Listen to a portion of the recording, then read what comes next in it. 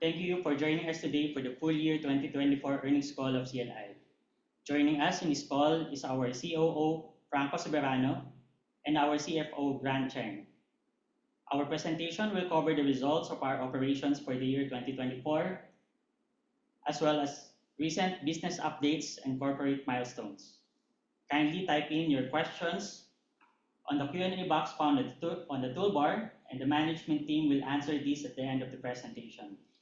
Kindly note that this presentation and Q&A may contain forward-looking statements from our executives. These are subject to risks and uncertainties that may cause the actual results to differ materially from management's estimates and forecasts. Also, please note that this call is being recorded. I now turn you over to Franco. Hi, good morning, everyone. Good morning to our analysts, shareholders. Thank you for making time today during this Holy Week. And it's quite nice that we are able to reflect on 2024 results during Holy Week. No? We offer the success to our Lord, and it's great to be sharing this wonderful news with you during this prayerful week. So in 2024, we are very happy to report our sustained growth in earnings to parent. This is a fruit of a lot of hard work, a lot of discipline, mixed with a lot of persistence from our entire operations. Our parent NIAT grew 8% to 3.01 billion from 2.8 billion in 2023. This is really driven by our top line performance. This is sustained in launches. This is Vismin's strength, the outlier in the industry that is characterized by some oversupply in Metro Manila, but definitely not where we operate. So I'd like to report also steady top line of performance across major segments. We hit a record 19.53 billion in consolidated revenues from 18.82 billion in 2023, a 4% improvement, but this includes also increases from our recurring income in hotels, in leasing businesses, and even in management fees from our property management business. So I'd like to report that we're bucking the trend here. There is sustained strong sales take-up backed by the solid housing demand in the Visayas and Mindanao. We are 94% sold across all projects, while ongoing and new launches are fast selling at a 92% take-up. So for projects that we launched in the last 1 year, we are already 92% sold. So I'd like to really thank our homeowners, our investors, and the entire team for this special, and I would even dare to say, industry leading milestone with 94% sold across all inventory. For the balance sheet, we're very proud to report this. We're proud to report our improving profitability and successful issuance of the preferred shares, resulting in a strong balance sheet as the debt to equity ratio improved significantly from 1.79 times to 1.58 times. Lastly, we're reporting our diversification into recurring revenue, which has really started to bear fruit in significant ways. We have a compelling lineup of leasing projects and are expanding hotel portfolio, which are really setting us up for growth, and setting us up for sustainable growth. And yes, we put on our hospitality caps last year with the opening of 3 new hotels. And always say that hotels are the most challenging to build, where there's many more things to be accounted for. So at this point, I'd like to pass on the floor to our Chief Financial Officer, Mr. Grant Cheng. Thank you. Thank you, Franco, for setting the stage. So we're happy to report our numbers for full year 2024. And I'd like to frame our 2024 numbers with 2 very important tenets that I think users and readers of our financial statements should keep in mind as you look at these numbers. The first big one is that these are numbers that are already reported under new PFRS standards or Philippine Financial Reporting Standards that have significantly affected real estate firms. So when you look at our numbers in 2024, we are also presenting side by side restated numbers from 2023 using the new PFRS standards that are already prevailing.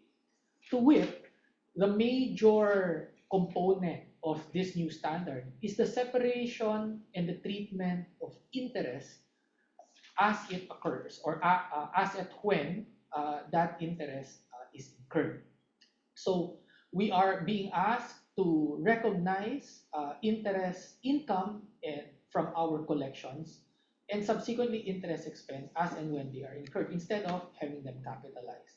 Which is why when you look at our top line numbers, we are compelled to separate the interest income component of our sale revenues from revenues. So now you are comparing, what we call apples to apples numbers here.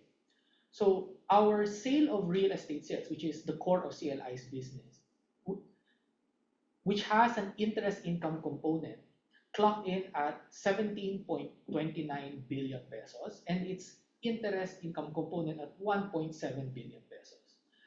Our recurring income segments, which are our hotels and rental income, were at 240 million and 162 million respectively. So what you can see here is that our real estate sales continue to grow steadily. It grew by 5%, whereas our recurring income properties or recurring income business is growing quite rapidly, but albeit from a small base at 74% for hotel and 45% for retail. So overall, our total revenues grew from 18.8 billion to in 2024 19.525 billion pesos, a growth of 4%.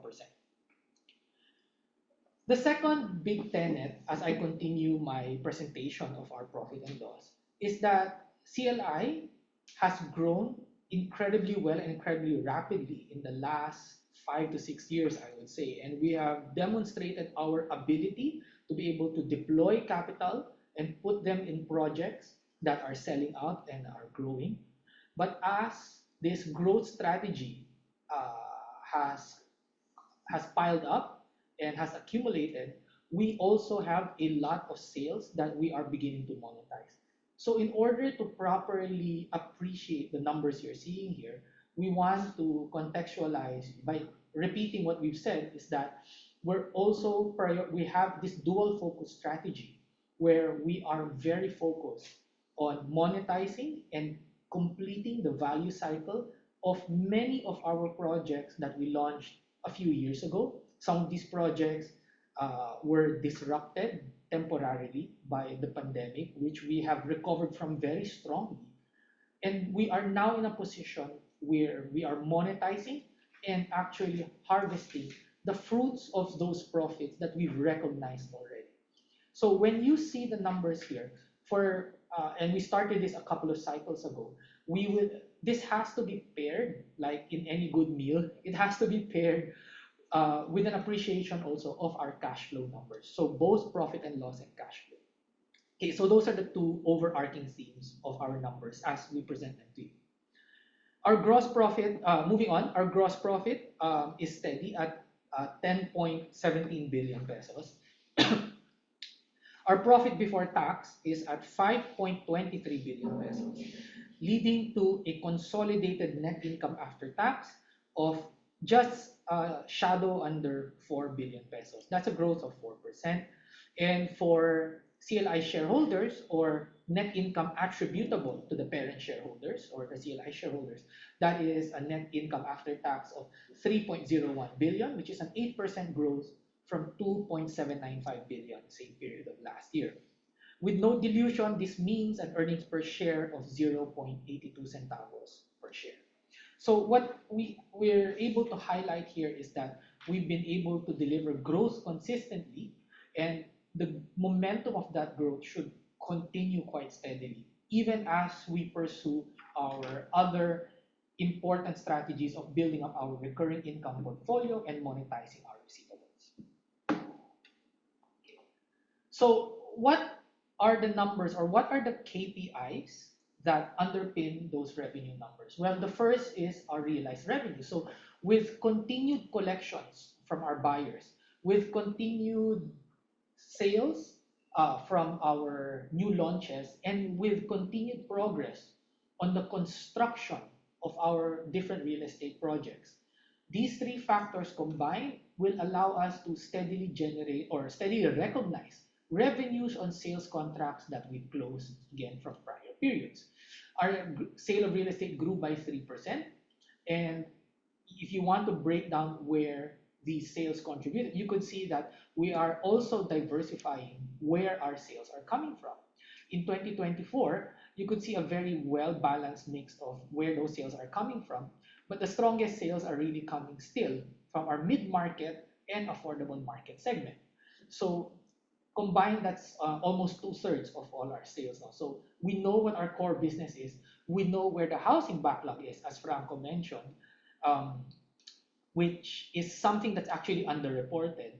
I there was this one investor event where I jokingly kidded that it's strange that the oversupply is being reported, but the undersupply is not being reported because you can have both at the same time because you're talking about different market segments, you're talking about different geographical locations. So the dynamics of the demand and supply of housing is very different. So we know where that demand is, we know where the backlog is, we know what market segment it's in, and it is the business, our core business that has driven our growth for the past several years, and it is what has continued the sustained success of CLI. So again, combined at 64%, but notably, notice also that we have almost a 20% of slice of the pie here. That is actually our lot sales already. So as remember when we I mentioned earlier that part of our focus is to be able to start monetizing and reaping the benefits of our significant capital investments into our commercial real estate projects and retail projects. This one is in townships. So this represents the sales we have made on lots, on developed lots that we've sold to anchor investors and locators in a couple of townships that we are building, thereby essentially already reaping that benefit and materializing the value of those investments that we have put in. And then if you break down by by location, where these sales are coming from, Cebu still is the biggest slice of this pie at 46%. But Visayas and Mindanao, Visayas ex Cebu and Mindanao continues to be very, very strong. And I know we've said this many times, and you will see it in 2025 and beyond. But we look forward to adding Luzon as a very significant slice of this pie that I know Franco will cover in our slides later on. So this represents realized revenues represent, again, it's a lagging indicator. It shows how much revenues we're recognizing from sales contracts that we have closed from prior periods. Next slide. Now we would want to show you the leading indicator KPI, which is how much reservation sales we actually closed last year. What was supposed to be a down year. So we're reporting a relatively flat number. So we closed, but still an excellent number. We closed over 20.58 billion pesos worth of real estate sales in 2024. So again, if you break down where those sales are coming from, incredibly strong demand from the middle market segment, very strong demand still from our affordable housing segment, our Casamira brand, and then you have lot sales and the premier segment also here. So what this underlines for us is that there's still a broad-based demand for housing products, especially in Visayas and Mindanao. And simply due to timing and the number of launches that we have on our plate, that we're simultaneously executing, you will see that our mid-market and our affordable housing segment really anchor our year-to-year reservation sales. So this is the kind of market demand, this is the kind of reception we are getting in the different markets that we are serving. And later, Franco, when he breaks down and shows you how our sales are doing, those numbers simply reinforce the fact of why we are selling, we can sustain these kinds of sales numbers. And these numbers will eventually be translated into revenues in our financial statements as we build them out and as we collect on our contracts. By the way, I think JR, my colleague in investor relations, already mentioned this, but I see some questions in Q&A. So let me take this opportunity to encourage everyone to please type in your questions in your Q&A. I see some people already doing that. We look forward to engaging you and addressing your questions later. So our balance sheet, we are now at 109 billion pesos, so not a small company anymore.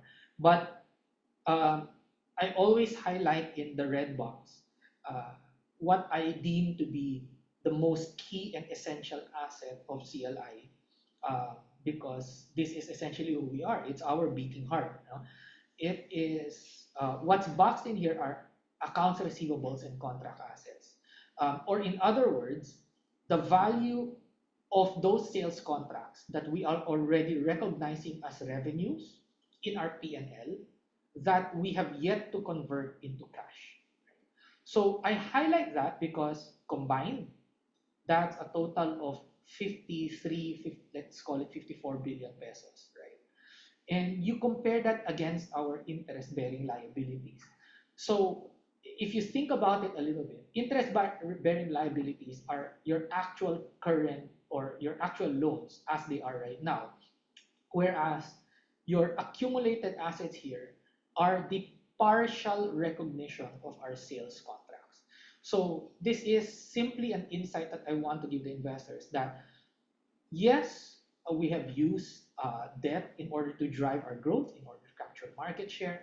But I would argue that these bankers are some of the sharpest tools in the shed that who recognize a good business when they see it. So I'm really proud that, in fact, for us, it's actually a point of pride that we banks and lending institutions, retail investors, when we go out into the market, they recognize our business and projects as essentially bankable, as essentially sure bets because of the performance of our sales, because we know what to build for the Filipino people, because we know where the demand is and we know how it will sell out.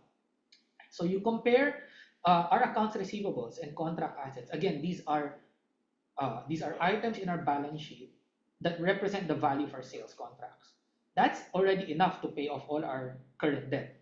So you add all unrecognized revenues, you add real estate inventories, which are our land bank and our units that are left to be sold.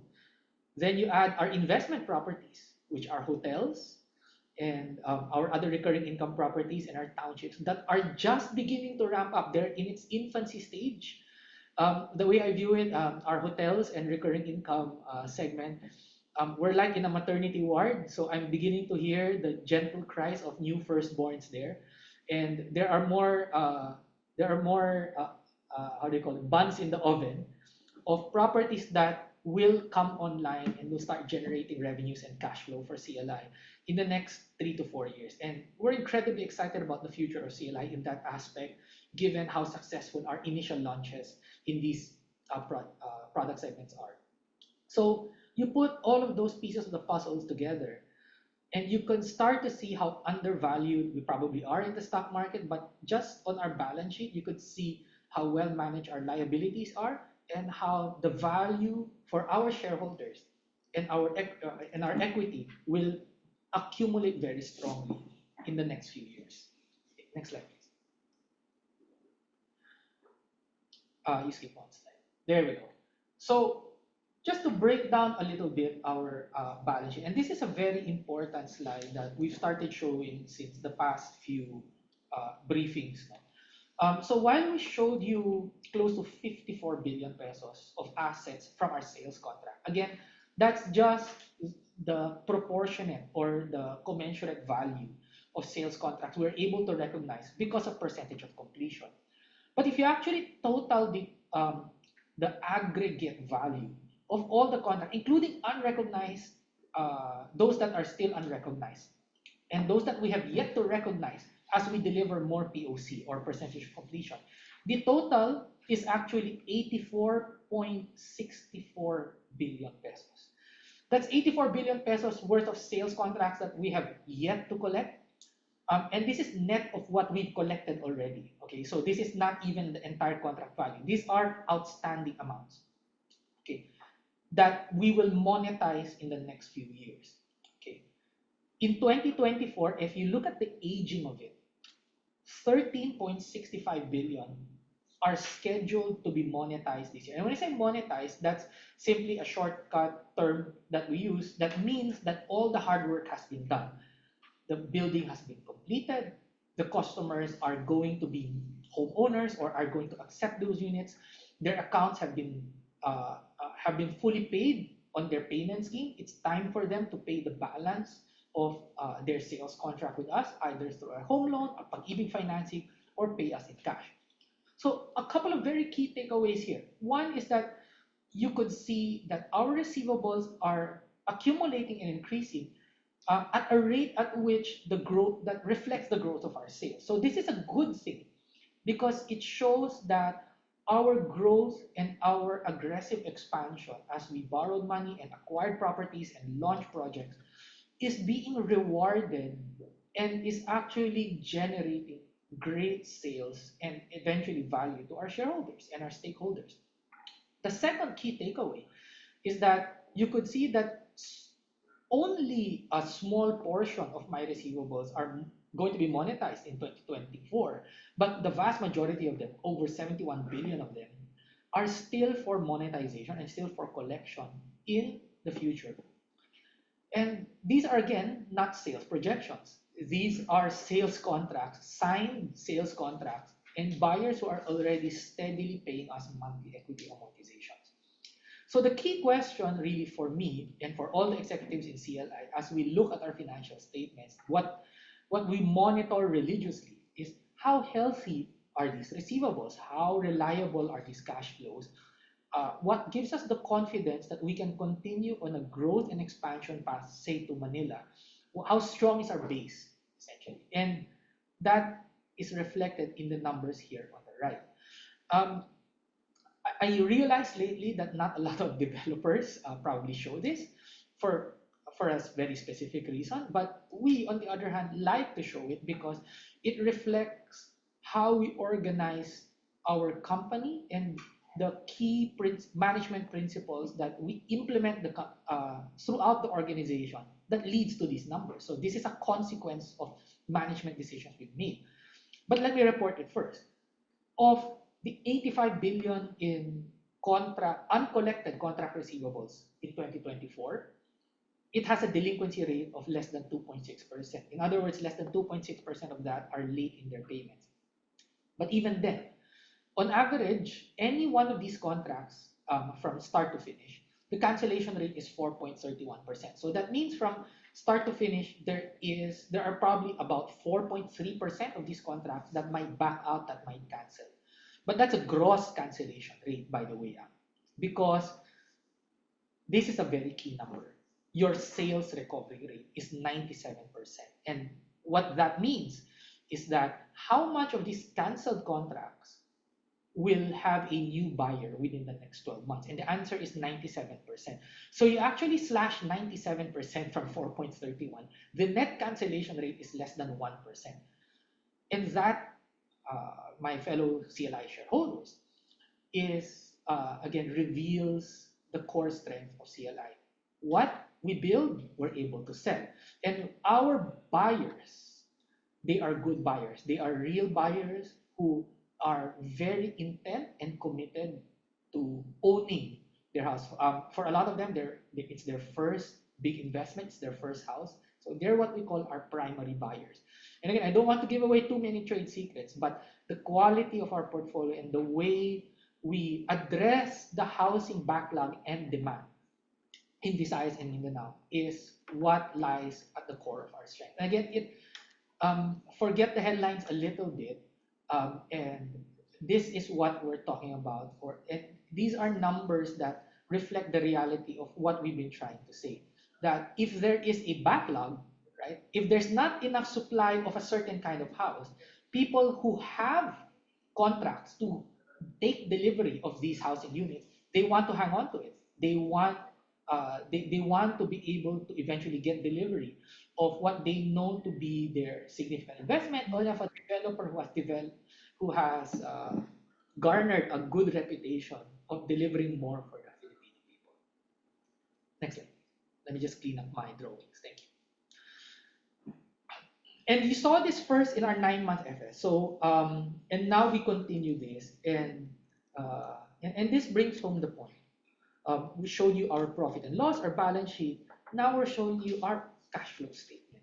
And again, it shows how we are accelerating our efforts into monetizing projects and contracts that hit a bump in the road 2 to 3 years ago when we had the pandemic, but are now going to be monetized. So this is the number that we're particularly quite focused on. It's our operating cash flow, because it means that what we are now collecting faster than we are spending on our saleable projects, and it has allowed us this has given us a very powerful foundation, a very stable foundation by which to keep expanding and by which to keep investing in our recurring income projects. That's in our investment properties, and that's in the continued acquisition of land bank for our future projects. So this is a key number for us.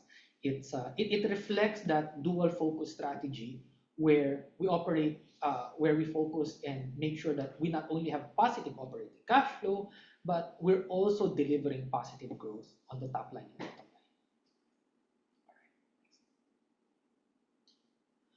line. Now, so very quickly, one of the things that we want to highlight always is how our debt maturity profile and how our liquidity stacks up. So I have a couple more slides before I pass you back to Franco. But again, this shows how we think about our debt management and how we plan out our capital raising strategies. So the light green bar in the back, I hope you can see it in your respective Zoom screens, no? They represent our AR collection or accounts receivables collection. So yung 85 billion na nakita nyo kanina, this is the light green towers in the background represent them broken down according to age or when we expect to collect on them. Whereas the dark blue towers in the foreground, that's the debt maturity. That's the debt maturity profile, the principal payments we are scheduled to pay. So it does show that every single year we have enough receivables just to cover our principal payments. So theoretically, if we never launch another project again, this is what the cash flow will look like. We will have more collections than we do principal payments, and the excess amount you see there is essentially what what we can use to pay down the rest of our debt and provide excess returns to our shareholders.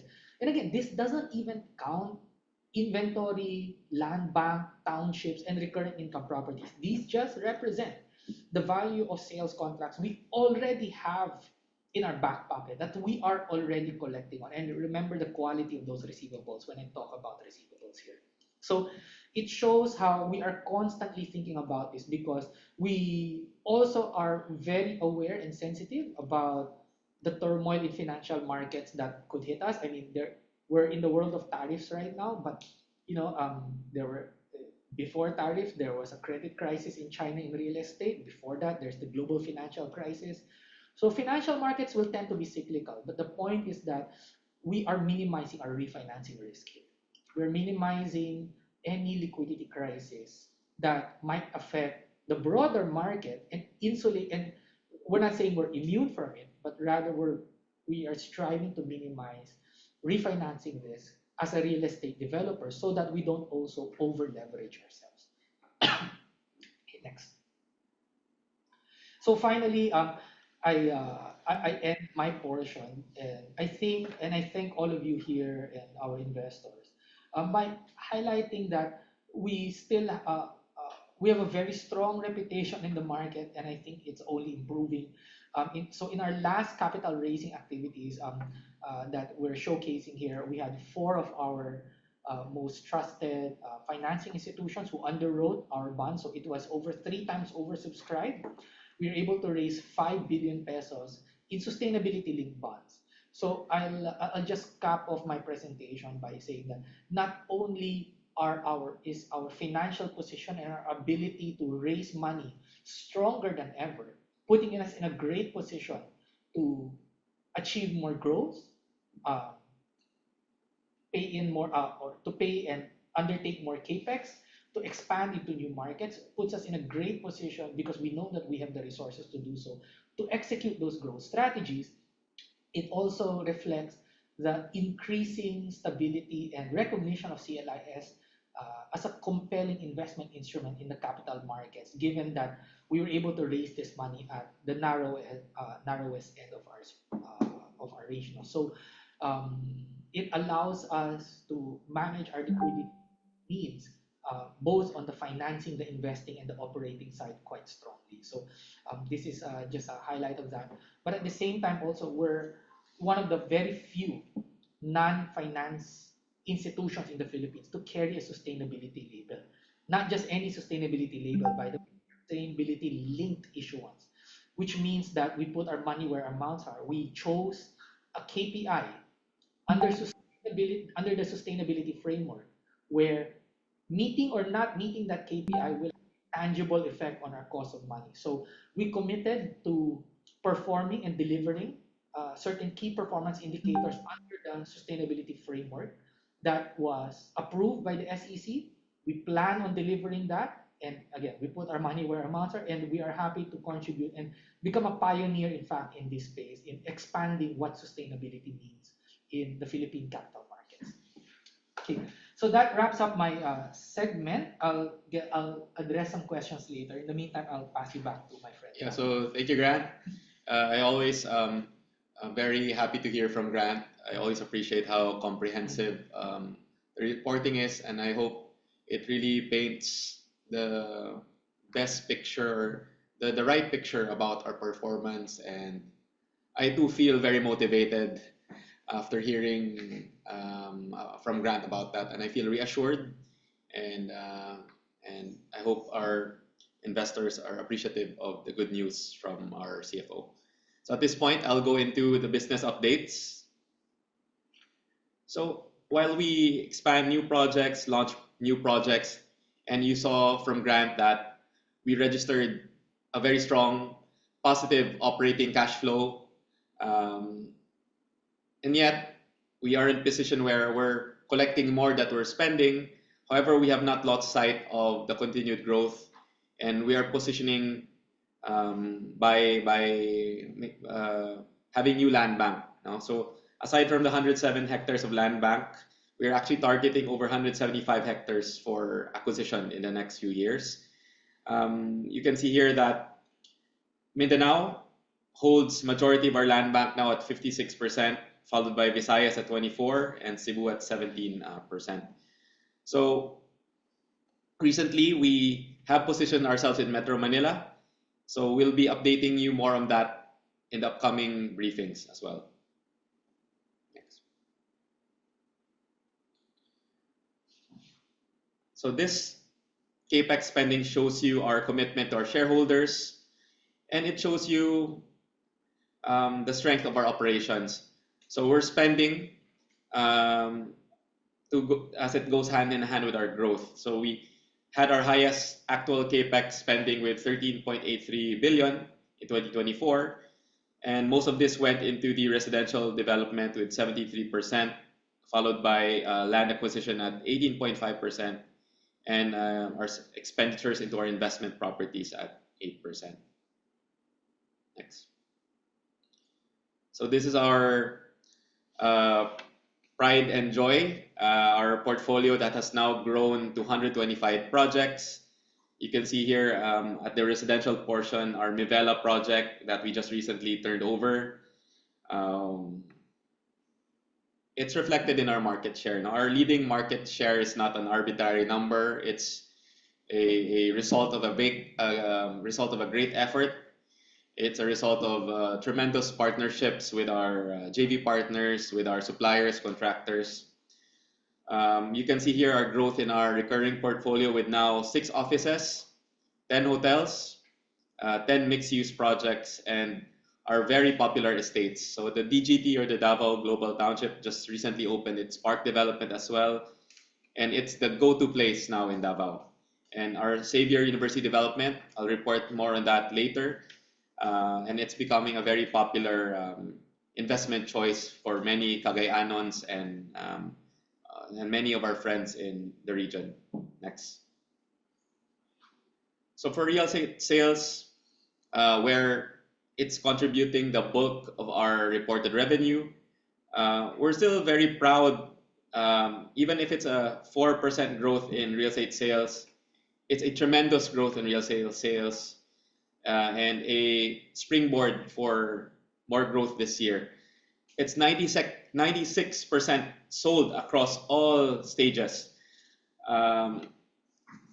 You know what my challenge is now? I have to launch more projects because I'm running out of inventory. I always say that it's a good problem that we have here, and I get calls from my sales head, Rose, frequently as she needs more projects to be launched. I think this is where it's, while others may be holding launches, we are launching more. I think we're in a position where we are bringing the fresh inventory into the region, no? Because of this, because the numbers guide us, or the numbers inform us that there is dwindling supply out there, and we need to cater to that demand. So we launched over 14 billion in sales value in 2024. Next, please. So this is really our batting average. How reassuring, how comforting is this? Healthy consolidated sellout rate of 94% across 100 property for sale portfolio. We've now reached the 40,000 unit mark, and it's 94% sold across the board, generating over 129 billion in sales. Our completed projects are 97% sold. Our ongoing projects, which also include our ongoing turnover projects, are 97% sold. And you can note here that for those that were launched in 2024, sellout rate is at 89%. And we just launched a project at the last month of the year. That's why you see the 57%. But as of to date, it already increased in the sales performance. Next, please. So you can see our real estate sales here. So I want to highlight several. I think I want to highlight our presence in the region. So Cebu City here with Baseline, Casamiro, Iloilo. I was there to turn over the keys to some buyers. Bohol, Cagayan, Bacolod, Dumaguete, Davao. Our IR did a good job of putting together. Really, this is the happiness we feel, no? That we were accepted into different cities, coming from a Cebu City base, and now really established a very strong base in all the major cities in the Visayas and Mindanao.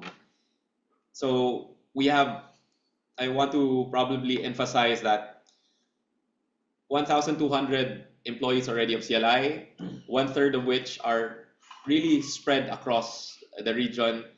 And these are not just, I would say, symbolic offices. No, these are fully operating offices with engineering, with sales, with documentation, with customer services. So this allows us to expand more and go where the demand is in the region. Next, please. So you can see here our construction in progress. You have Astro Center turning over very soon. Casamira Ormoc also turning over soon. You can see the clubhouse and the pool there. Casamira Homes Dumaguete already started turning over, and One Paragon Place already started turning over. And to give credit to my team, you can see here, look at that sales performance, 100% sold, 94, 99. So our buyers are just really waiting to get the units, and we are delivering these to them this year. Next.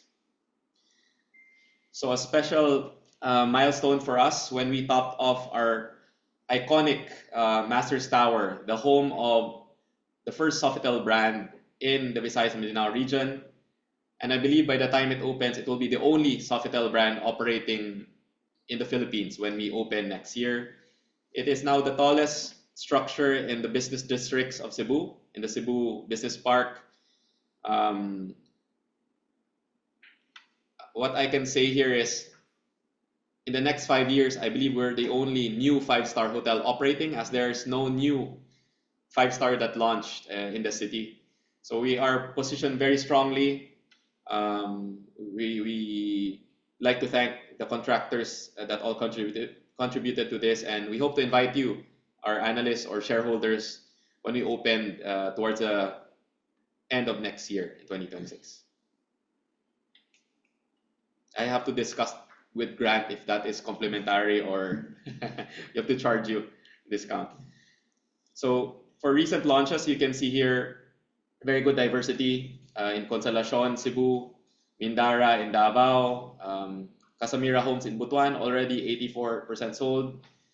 We started our new product line, which are our walk-up units, already 100% sold. So please expect us to launch these walk-ups, and we're able to price these very affordably at only 2.5 million pesos. So you can see how strong housing are. So last year, it was our Davao projects that had records. So housing projects selling out in 2 days, our condo selling out in less than a week. Next, please. So in terms of our office and retail projects, you can see here growth, good growth, and we've added a lot into our gross leasable areas. Next, please. So while our leasing footprint is at 40,000 gross leasable, you can see a good CAGR of that. And as the earlier slide showed you 70,000 to be delivered in the next 2 to 3 years. We have our first mall, the Astro Mall, opening very soon. So you can see this, I would say, on a different trajectory this year, on an improved trajectory this year. So one of our next slide, please. So one of our special milestones on how we, as a real estate player, were able to now become a leading hospitality player in the region. Our strategy was that since we have a lot of these mixed-use developments in prime areas, we complemented these with branded hotels. So our decision was to partner with leading hotel brands internationally, as they have the network, they have the operational excellence now, and it's starting to bear fruit with 74% hospitality revenue growth. Next, please. So you can see here that we opened Life Cebu City. Citadines Bacolod City is turning into the leading hotel in Bacolod City in less than 1 year of operations. We're now 640 rooms operating. And you can see our next hotel opening would be Radisson Red, opening second half of this year. So that's very exciting. It's going to be a very trendy brand. Then we have Citadines Davao that will be operating by the later part of 2025. Then Mercure Cebu City and our historic downtown area opening also at the end of this year to early next year. Next, please. So in terms of estates and townships, next slide. We are very proud of our.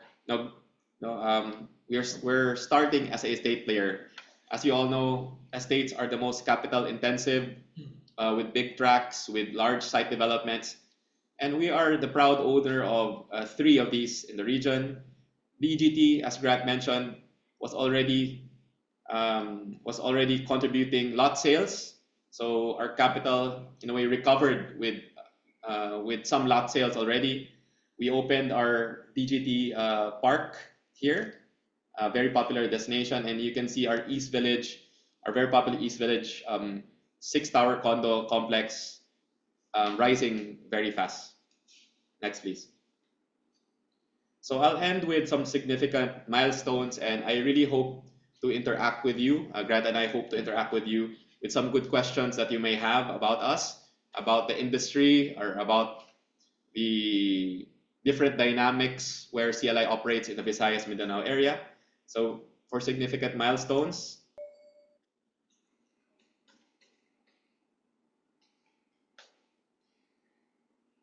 So once again, we've captured the leading market share across the Visayas Mindanao region, jumping from 16 to 19%. I would say why? Because the sales directed us to launch more. The absorption has been strong. The delinquency rates have been low. And we even have the recovery rates now. So whatever is canceled, 97% is recovered. So it's not just a market share supply or sales absorption. It's in different aspects of real estate, from customer service to turnover, to maintaining healthy receivables, to having strong takeouts from the banks. Next, please. So just some very we're just 4 months into the year. That's why Holy Week comes at a very good time. It's been a very fast three and a half months, but it was we celebrated the end of the first quarter having a 89% sold project in 2 days. So we can do some virtual applauses because it gives our market some good news, some refreshing news. There is really demand out there. I think our job as developers is really to identify where that demand is, and I can really tell you the demand is in Visayas Mindanao. It's developing well. There is a good mix of affordability, because for the same price you can live closer to the city. For the same price you can get more in the Visayas Mindanao area.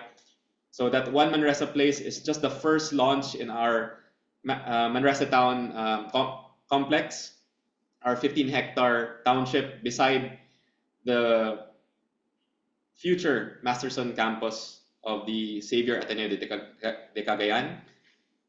So we still have over 36 billion of launches this year and up to early next year, which will include the 2 towers that are part of our partnership with the NTT UD Group of Japan.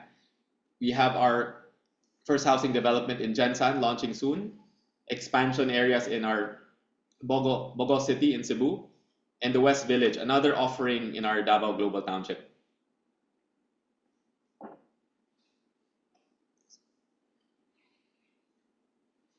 So good news, we are in Metro Manila. So while we are very busy in Vismin, I think the direction was to spread our wings, bring our value for money brand of real estate to Luzon. We have acquired our first development in Metro Manila, and we will be disclosing more information of that in the coming months. So why Metro Manila? You can say, yeah, we want to be closer to our shareholders, to the investor community in Manila, but also we see opportunity now. We want to be one of the first to bring fresh inventory to the Metro Manila market next year. I do believe pre-selling presents you an opportunity to plan your investment over a 4 to 6 year horizon. It's not just affordability, without showing all our cards. We're gonna bring innovation. We're gonna bring better technology. I'm a believer in, as a real estate student, I'm a believer in demographics, and the demographics show that we are a young population. We just registered one of our lowest unemployment rates. So it's just really about what affordability in Metro Manila should we set it at? What offering would cater to that young emerging population, that emerging middle class population, and really that education. Parang we need to educate our target market well. That home ownership really is wealth generating. Home ownership is wealth preservation, wealth accumulation, and it's applying what we learned. 100 residential projects we've done over the last decade or so, and bringing that to Manila. I can proudly say that we are ready for the challenge. Taga Manila si Grant. Of course, we have studied the market carefully. So, and please visit our Metro Manila office when you can. No? Our investor relations head, JR, is there. Our business development heads are also there. So excited na kami sa Manila. And just to recap, that of course the accolades are great, but I'm prouder of the sustainability and governance awards that we've achieved. The ACGS Golden Arrow Awards, we have 2. I think we're aiming for even better this year. So we're showing this as our thank you to our team who have worked very hard to help us garner all these awards. Next slide. And of course, I think we did not show this in our previous briefing, but this is really our way of taking care of our shareholders. We've distributed 3.76 billion in dividends since 2018. So that's our first full year as a publicly listed company. It's a 15% CAGR of dividends payments since our IPO. So it's really reflects how we take care of our stakeholders. No? We take care of our buyers, our homeowners, our contractors, our partners, and we want to take care of our shareholders. And our hope is more will realize that. Our hope that our growing shareholder value will reflect more in how our share price really should lead as well. No? We have leading market share. We have leading. I would say we are leading shareholder value. So we are very hopeful that it will reflect in the market appreciating us more, especially now that we're there in Luzon, closer to the major players in the market. Yep. And Grant to end. So again, fellow CLI shareholders, thank you, Franco. We'd like to close our annual briefing by sharing really the themes and the key investment messages. The first is the oversupply concerns are a little bit, I wouldn't say overblown, but rather it's not affecting CLI because, as I mentioned, the key thought here is that yes, there's an oversupply, and yes, there is a backlog. So how can an oversupply and a backlog exist at the same time? The answer is that in real estate, you have to look at the nuance, you have to break it down. Because an oversupply exists in a particular location, in a particular market segment, and it won't apply, it won't spill over to another market segment and another location. Again, I kidded that siguro when the time comes that you can chop a 30 million peso condo in Metro Manila and then helicopter that to General Santos and make it 6 affordable housing units worth 5 million pesos each is when we get a little concerned. But if you know where the backlog is, where there is not enough supply, and that's where you build, that underscores the different markets that we're operating in. We're just in a different ball game.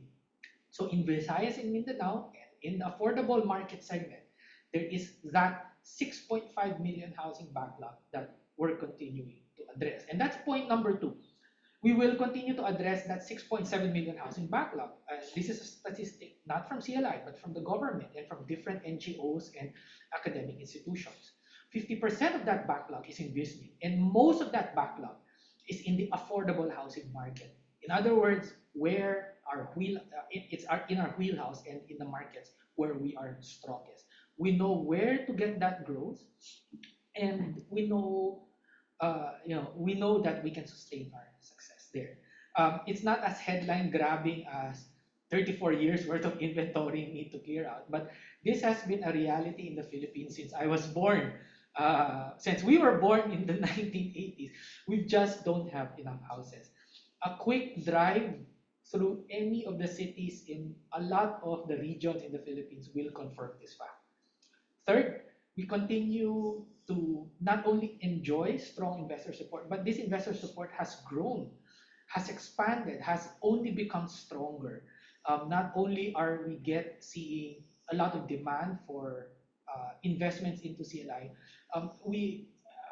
we're proud to be the vessel of investment even for big international conglomerates like NTT, the third largest conglomerate in Japan, choosing to partner with CLI over any other Philippine-based partner.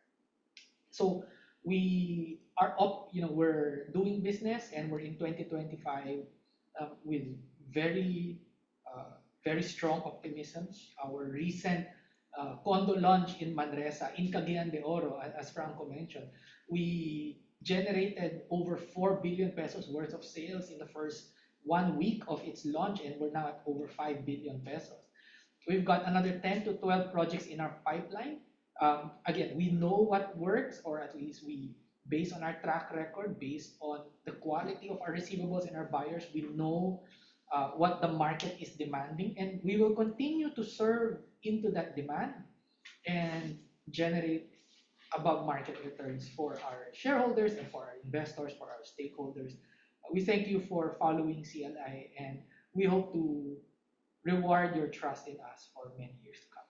Okay, thank you everyone, and I think we can move on to our Q&A now. JR, I think you can facilitate. I see a number of Q&As in our chat box. Let's address them one by one. Thank you so much, Grant and Franco. Yeah, and if you also got other questions from any other channels, just feel free to facilitate them. Yes, yes. Of course, there are multiple questions about our plans for the Luzon, our Luzon expansion. Maybe we can shed more light into it. Yeah. Frank, do you want to give more details? A lot of people are asking for specifics about what we're doing in Luzon. I'm not sure if we're already at liberty to disclose how we're moving there, because things are moving. Yeah, I think we're prepared to share that, I think, in an upcoming briefing. But we have acquired a Metro Manila property, and we will disclose the specific area in due time. So we are looking for a vertical development in Metro Manila. And secondly, we're looking at a housing development, significant housing development in the Cavite area. So it's a mix of a vertical and a horizontal project. And we are going to report the specifics soon, as we complete the necessary positioning. Parang we want to share it with you, not half-baked. We want to share it with you with more concrete details, information, especially as our first offering in the Metro Manila and Luzon market. Right. Another question will be, is CLI looking into joint venture with foreign investors or partnering with luxury brands as part of its diversification plans? We already have. We already have. So we are the Philippine partner of the NTT UD Group.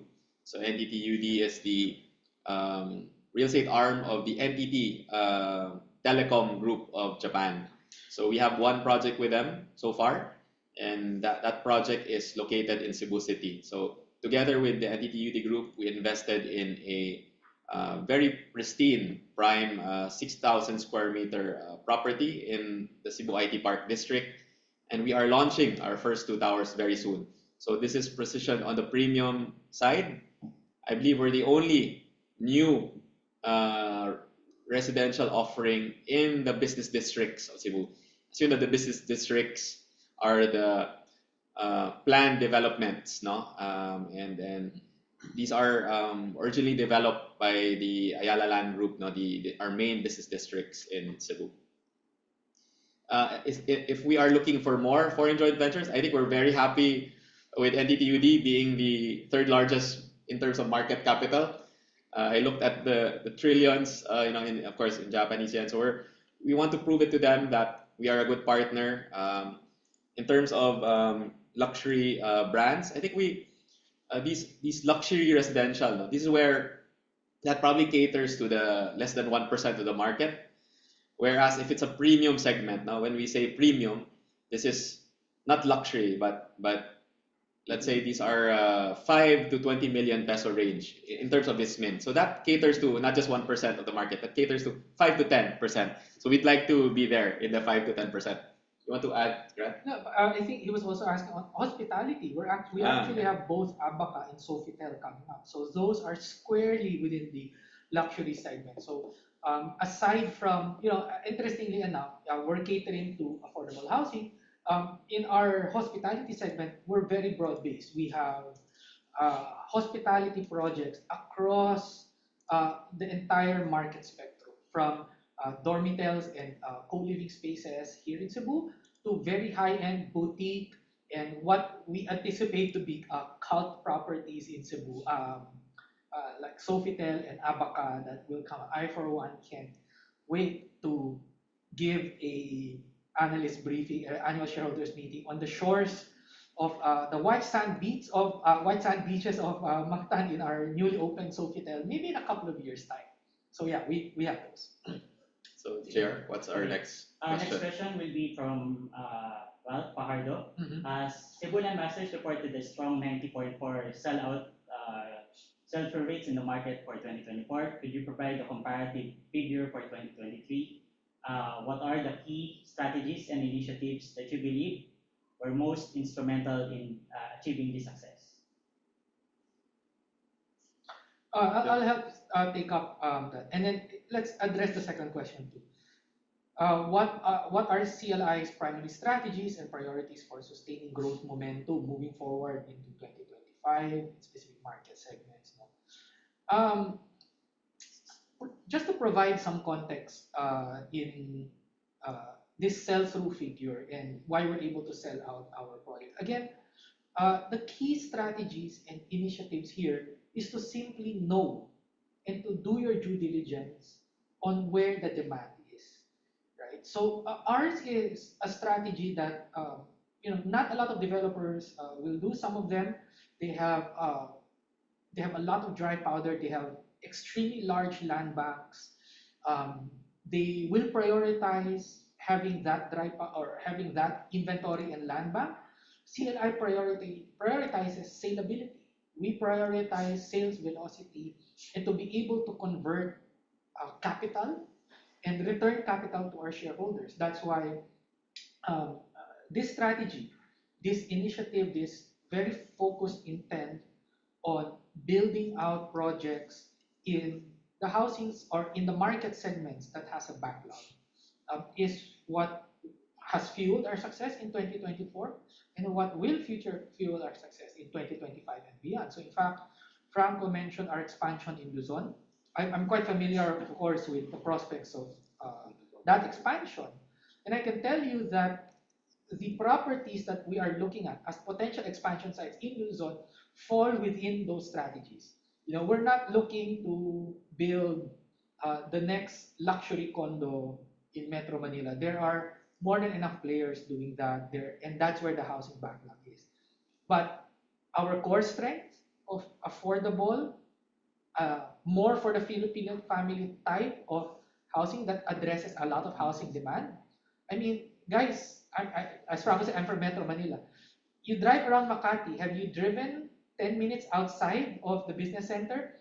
Have you driven just outside of BGC and Taguig and taken a look at how much, let's call it, informal structures are there, and people who are probably working in these high rises who can afford mid-market and affordable housing, but whose structures are actually, let's face it, they're not regulated structures, how much more demand there is for that population to be able to get affordable housing. There's still so much. You just have to know, again, which market segment to address. Yeah, and I'll address Ralph. This is a very good question. So I think 2023 we were at 93% sold out across our 38,000 inventory, and we improved that to 94% sold out across now 40,000 inventory. So what are key strategies? Definitely it's calculated. We do have existing land bank now, and we do have our townships. So we're able to capitalize on the townships we established, like the Davao Global Township becoming a very popular destination in Davao, the south of Davao. We were able to capitalize on the East Village sales there. As we said, um, the nice thing maybe no, it's supply. No? Let's say in the entire Cebu last year, I read in a statistic that there are only 3,000 condo units launched. I mean, let's try to absorb that. What is 3,000 units launched across a city of 5 million people? No? So if you come to think of it, if I have to battle against 3,000 units, how do I differentiate myself? Location, location, location. It's Amazing. always value for money. So we always pit ourselves against this other inventory. Like, how am I better located? What is my value for money? I'd like to be the most affordably priced, but give more for that price. No, of course, costs have gone up. Costs have definitely gone up. So how can we be efficient with the costing, so we can deliver an affordable product or a competitive product? And really, the fifth would be delivery. No, parang as a developer, reputation is everything. No, I will be very honest to tell you. I reply to customers. Some who escalate. We're very hands-on. No, in spite of us not becoming a small developer anymore, we're very grounded, very humble in our approach, and our buyers here recognize that. No, we have so many repeat buyers. Quite honestly, no, I got an email from a buyer. He's actually bought in 4 properties of ours already. No, so this is it. This is how we look at it. Our supply in the Visayas Mindanao is not much, and if I launch a new project, it does not create an oversupply basically, and the demand is there, especially in the key areas. No, the question was where, so I'd say Cagayan, Davao, of course Cebu. Then you have even Panglao now is a very popular destination. Ormoc, Bacolod is very strong for us. Iloilo. So the key Vismin centers that are regional centers of those areas. Next.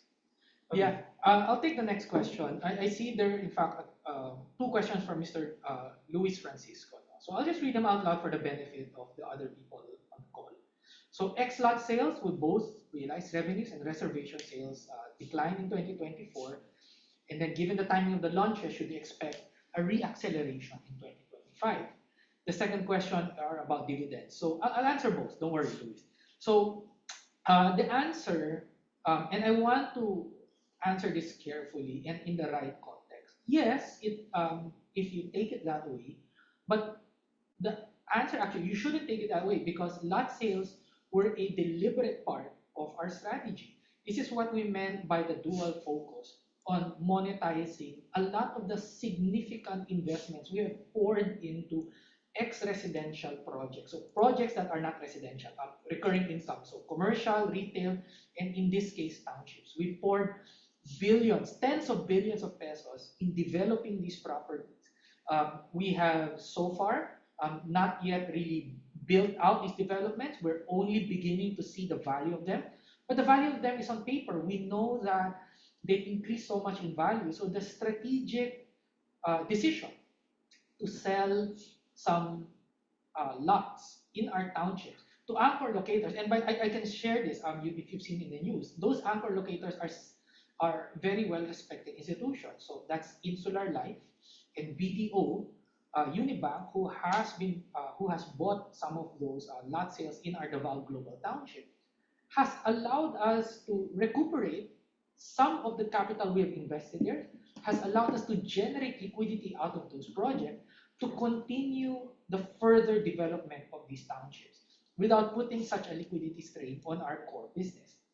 So the answer is yes, but lot sales are already an integral part of our business model, given that we've been talking about townships for several years, and that's an integral part of our business development.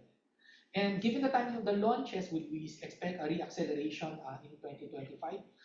Also, again, if the launches are there, which are very dependent on many things, on permits, the availability of land, and the timing of, again, you have to time it carefully because it's not exactly you always still have to navigate the intricacies of the market. If these things go our way, yes, you'll see an acceleration in 2025, even with X lot sales. But here's the thing, lot sales will continue to be a part of our business strategy, at least in the short-term future.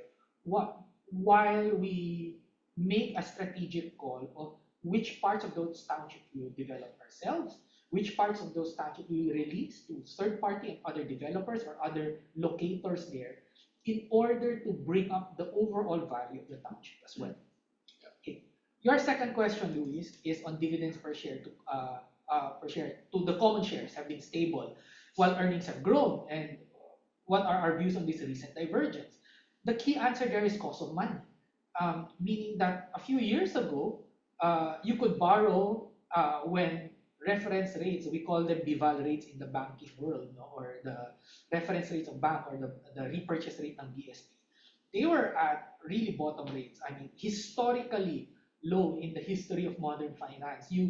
Companies could borrow at 2 and 3%, right? So, but as interest rates have gone up, companies like us, borrowers like us, those debt have been gradually been replaced. In other words, if I had a 5-year loan where I'm paying 3% only, back in 2021 or 2022, when interest rates were really low, some of those debt is maturing, and when they cycle out and we refinance them, we're refinancing them at very competitive rates in today's market, but more expensive compared to 5 years ago.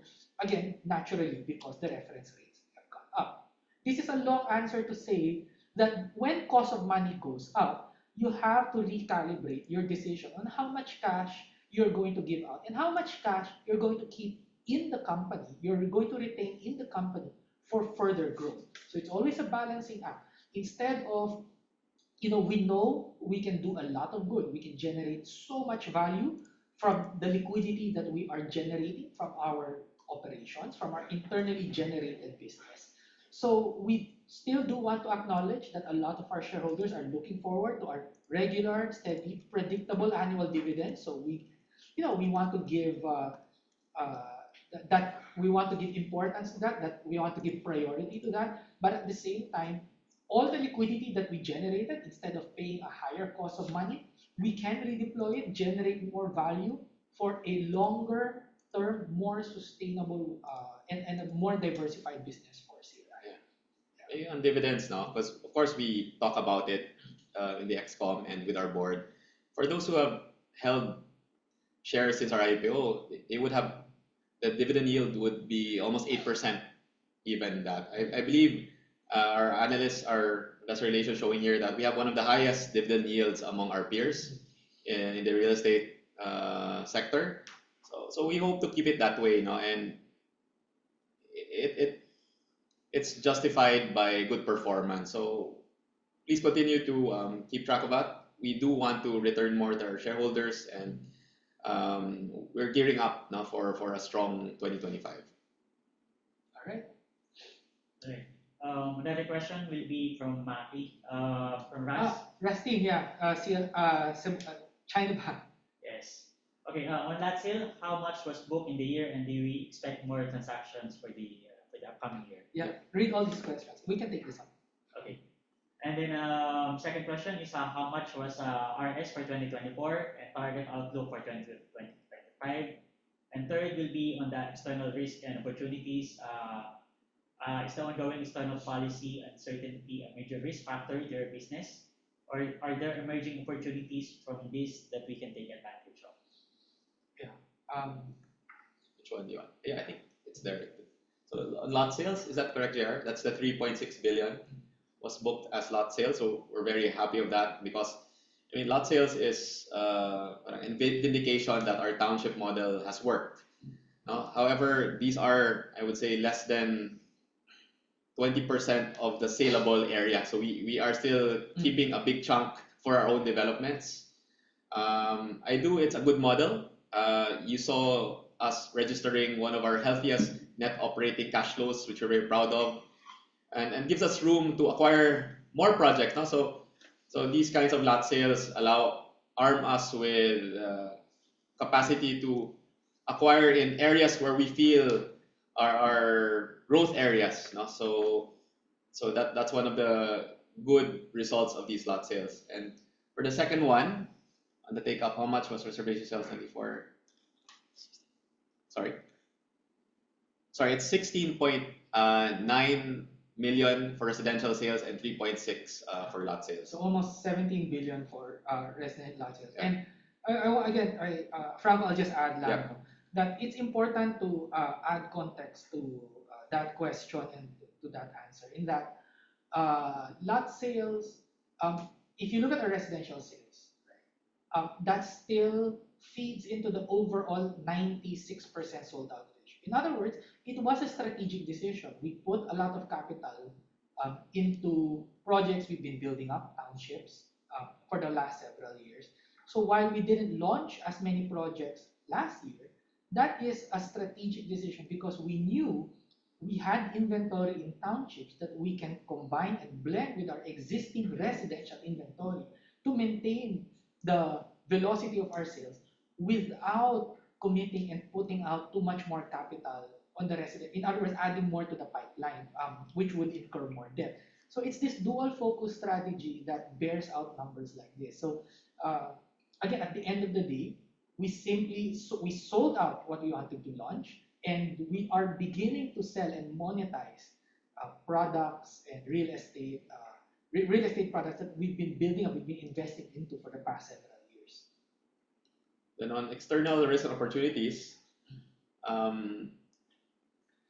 mean, just last month we sold 4 billion in 2 days. No, I think the opportunity for us is that we might be the ones bringing fresh inventory when others have decided to pause. So by being present in 18 different cities, we can control the timing of where we want to launch this in places that have really no inventory at all. So we are going to be first to market, basically, in this current environment where there's some doubt, especially in Metro Manila. But I can really tell you very honestly, seeing 94% sell-out rate, our success in Cagayan de Oro last month, and we're now preparing for General Santos. We had a training for brokers, and they're very excited.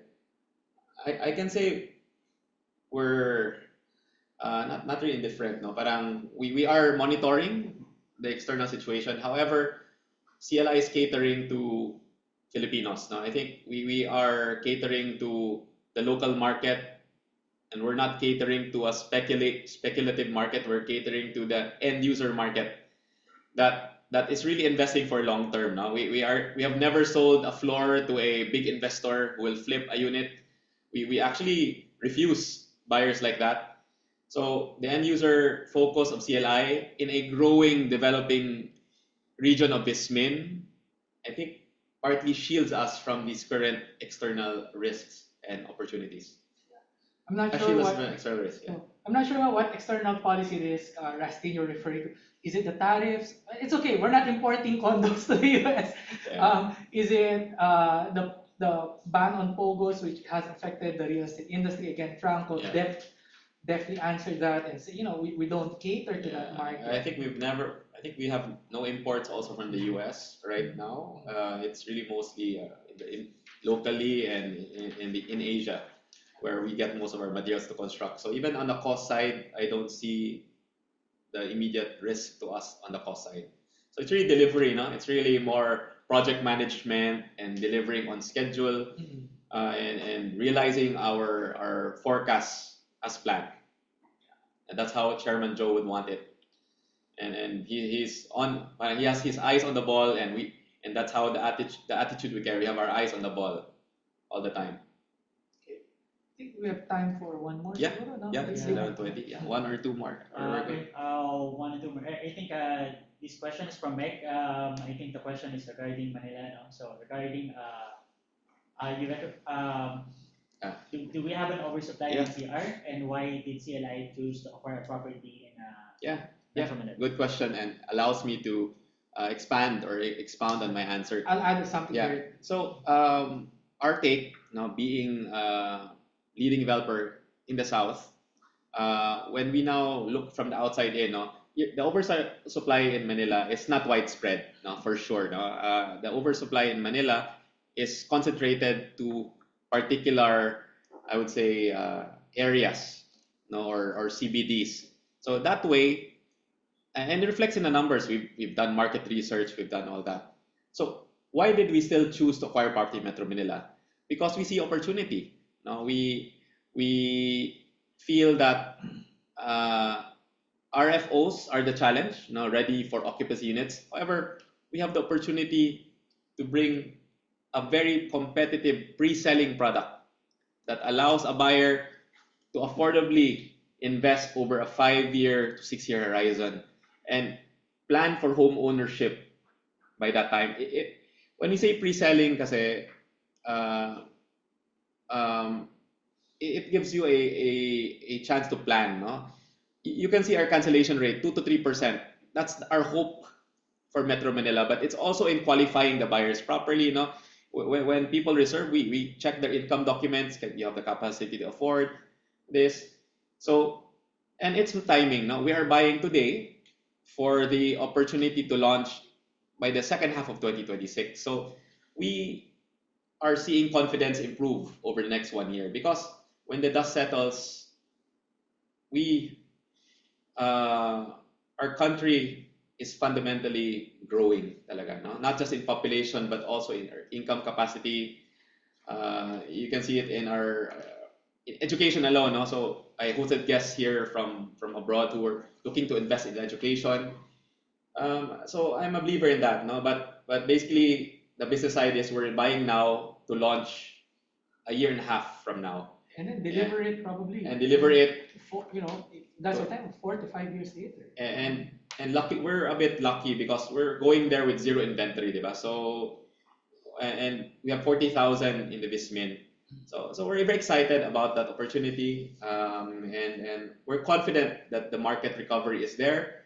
I think it's not just market recovery per se, Meg. It's market sentiment recovery because when the dust settles, as I said, you'll have a lot of end users wanting to buy their homes because they're probably renting. A lot are renting right now, and they will realize that buying would be the way to go. Wealth preservation, and that's how we will advertise our product that way. I'll answer her second question actually. Are we sure that we'll capture the same demand in Metro Manila as we did in Vismin? Again, just to answer your question specifically, I mean, of course, you can never be sure, right? That's why it's a business. You take calculated risks. So, when we go into a market, you go through a checklist of questions, and what you want to do is you put yourself in a position to succeed. And this checklist of questions um, will tell you what chances have you maximized giving yourself the strongest you put yourself in the strongest position to succeed. So questions like, is the property we're looking at along or fronting a major highway and artery? Check. Is it a major population center? Check. Is it right beside significant institutions like education, commercial, healthcare, religious? Check. Is have we done due diligence on the property? Is it big enough? If they're all checks, then it's a matter of, okay, we know housing is an evergreen industry, meaning that people will want to buy houses. Um, you build it for the right market segment. You price it properly, and when people are fearful, it creates opportunities. It creates openings to say that, okay, if they're fearful right now, then there might be opportunities where we can come in at very competitive prices and position ourselves to be the first out of the gate when the sentiment turns. Yes. Right. That's really the answer to Yeah. that. Na, to position ourselves for what we feel will eventually be a turnaround. And I guess to end na lang, no? This is a good question to end, no? How rosy is the horizon for CLI? What keeps you up at night? So yeah, it's a good way to end as we reflect during this Holy Week. No, I encourage us all to reflect, to be thankful. So I would say the horizon is bright, but it needs a lot of hard work to maintain the brightness. No, it needs a lot of hard work and calculated well-balanced decisions to keep that horizon bright. And what keeps us up at night, really, as an ex-com, as a mancom, we talk to really ask ourselves, are our customers happy? No, I mean, because the financing strength is there, no, as Grant has reported, the external factors are in a way not directly impacting us negatively. So it's really as a brand, no, as a brand, are we? I don't. But we remind ourselves kasi that we are not yet there. No, we still have a lot to prove, and I think that attitude keeps us up at night, but keeps us up at night in a healthy way, because it will make us a better company. You know, make our homeowners happier and better. So that's our short answer to it. It's bright, but there's a lot of work to do. There's always a lot of work Our to do. people behind the camera are smiling. I think that's the correct attitude to have. And so we want to thank you for keeping tuning in to our annual briefing. We thank the whole CLI organization for producing these strong results and gives us a platform for an even rosier 2025. And it will depend on a lot of our hard work. No? So to my CLI team, thank you very much. A lot more work to do. And to our analysts, to our media tuning in, please promote CLI. Please promote that there are good opportunities out there. It's clearly an investment region, but we also expect sentiment to improve on the back of our fundamentally strong demographics, on the back of our young working population. So let's continue to believe, no, in that, and I hope our results will make you believe that there is a lot of good news in real estate in the Philippines. So with that, we'd like to end our briefing. Thank you very much. Thanks, everyone. Catch you in the next one.